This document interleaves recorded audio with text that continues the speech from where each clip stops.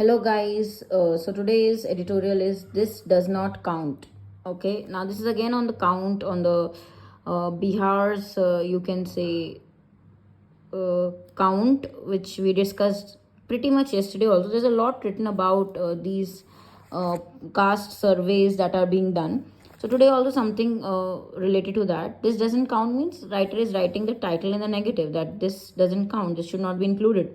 Now, Bihar's government yesterday called for a meeting of all political parties to discuss the findings of the state caste survey. So, Bihar did a caste survey. Political parties have for long been at the forefront of asking for caste enumeration. Now, political parties are actually asking a lot about the, you can say, being at the forefront means they are in the leading position. When you are at the forefront, you understand they are at the lead. What they are doing is they are asking a lot. They are asking for caste enumeration means numbers. Enumeration is counting. So when you count which caste people population is how much, you basically do a count. So they want this number. Their political parties are already very interested in these numbers, as it feeds into their mobilization strategies. It feeds into means it has, of course, an influence on the development of their strategies. Feeds into means have an influence on something. Okay, have an effect, have an influence. So why are they after this number is because it has an influence on their mobilization strategies, whatever strategies they create. Now, pressure ahead of census 11 for caste enumeration was intense enough for UPA to form a group of ministers to examine it. It decided to keep caste out of the census. Now, earlier in the census exercise that happens, it was decided that they will not take caste into consideration, and based on caste they will not count the population. One can be sure that the government that oversees the next census, whoever is going to whoever is going to observe the next census, will also face huge pressure to enumerate caste. Because see, now what happens is all the other parties want that caste wise numbers they should get, because they will create policies based, they say that they'll create policies based on that number. But again, it was decided earlier that caste will be kept out of this counting process. Okay, caste represents both the fundamental fault line, very very important to understand. It is a very very divisive issue. When you say a fault line means, of course, it can have. It is a very divisive issue because it can have in difference of opinion. People have fundamental means a very very important fault line. So fault line is when you're divided on your opinion about a very very issue, important issue, and it can have severe consequences also. Okay, and social grouping of Indian society. So caste represents both these fault line and also the social grouping. It spans religions. Okay, so it spans religion means, if you talk about it moves across religion. Okay, it crosses or it extends over various religions. Spans here means it extends. Okay, spans here means it extends various religions. In census 31, when the census counting exercise happened in 1931, over 300 castes were categorized as Christian and over 500 as Muslim. Post independence censuses were limited to enumerating just SC/ST. So after this independence, what happened, this census activity used to happen, but they were only counting SC/ST category, but neither enumerators are people who do this counting. Okay, so who is employed to take the census of the population. So neither enumerators nor people have any discretion. Okay, they don't have this power to decide by themselves. Okay, discretion means, when you have discretion means you power. Okay, so but these people, they don't have discretion, they don't have the power to decide what will be done. GOI, Government of India, identifies groups that fall under these categories, and enumerators do a basic head count. So what enumerators do now, their job is only they do a basic head count of how many people live in a particular region, basically population count. Expanding this to enumerate other caste is very complicated. Now writer is saying this, talking about caste, counting the caste wise numbers. If you take, this is complicated. As jati means in Hindi we call it caste. So this is basically a Hindi word, jati. It is a caste or a subcaste.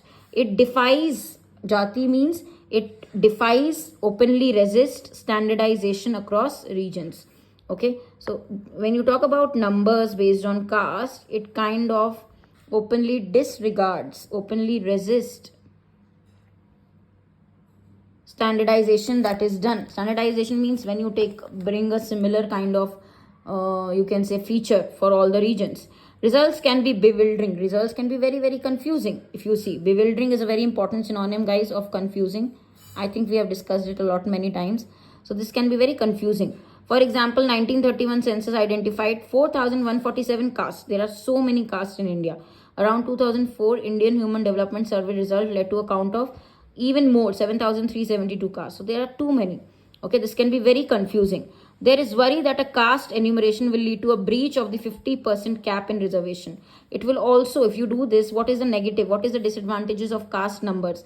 If you count by caste, then there will be a breach, there will be a breaking of an agreement, okay, of 50% cap. There is a 50% max reservation that you can do, but if you will do this, there are chances that will be broken. So SC has already opened the door to it. Last year Constitution bench upheld, I told you upheld means supported EWS category reservation in a 3.2 3:2 verdict.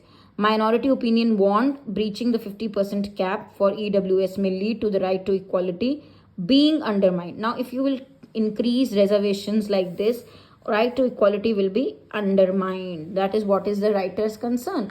Okay, undermine means to make something weaker. So this whole thing of right to equality will become weak, okay, by the right to reservation. If you will increase the reservations, this whole quality of right to equality, this will be weakened.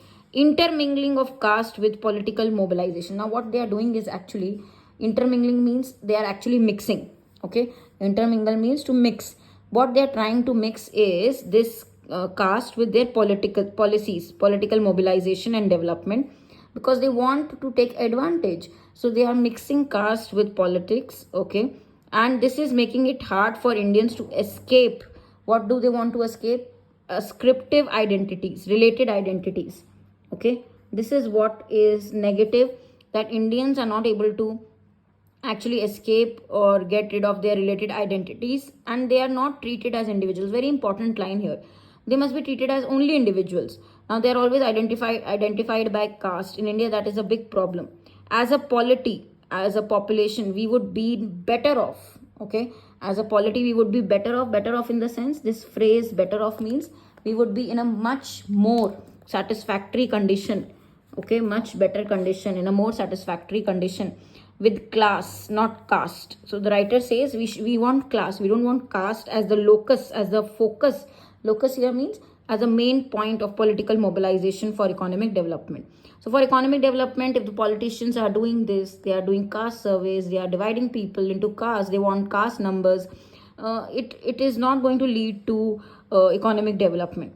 Okay, that will be the focus. Shortcomings in our economic transformation have created a political impetus, okay, to use caste as an imagined corrective mechanism. So people, the shortcomings that are there in our economic transformation, they are using that as an encouragement, political encouragement. Impetus means encouragement, boost, to use caste. Actually these have encouraged politicians to use caste as an imagined corrective mechanism. Imagined, why? Because they feel this is a corrective mechanism, what they are doing is correct.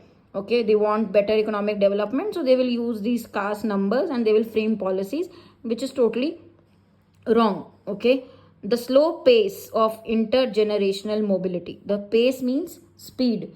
Okay, now intergenerational mobility means if there is change in the social status generation wise in a family, if the social status changes, okay, that is it, that is a very slow pace of that happens, is sought to be offset, is sought to be make the effect less strong. It will be offset means the effect of it will be less strong.